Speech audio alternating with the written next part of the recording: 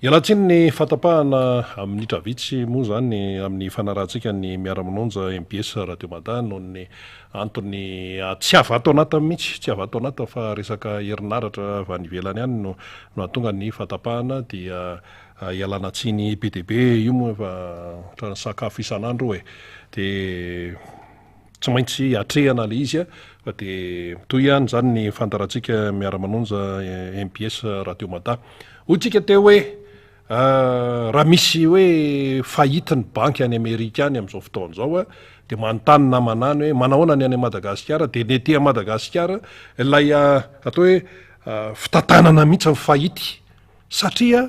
tsy mahalohana vacation ana mpampianatra, tsy mahalohana volan'ny mpianatra amin'ny hoe resaka bourse sy ny sisa,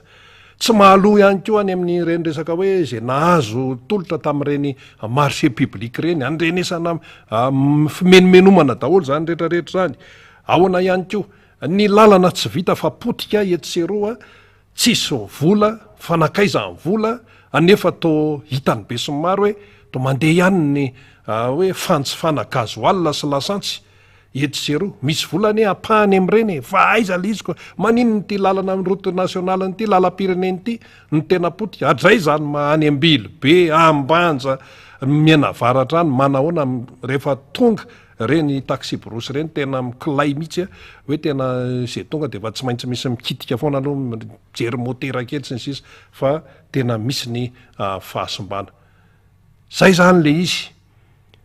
taona ny fifidianana kanefa dia tsy misy le vola fomba fiteny moa le hoe tsy misy fa resaka fitantanana daholo no mahatonga an'izany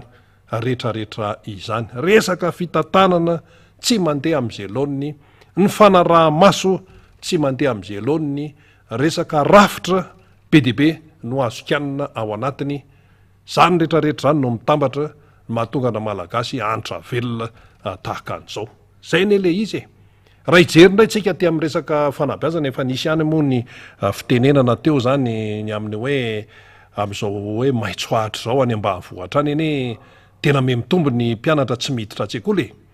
Dia raha miteny ve fitoram-panjakana hoe zay mitokana sekoly manara-penitra, mitokana sekoly manara-penitra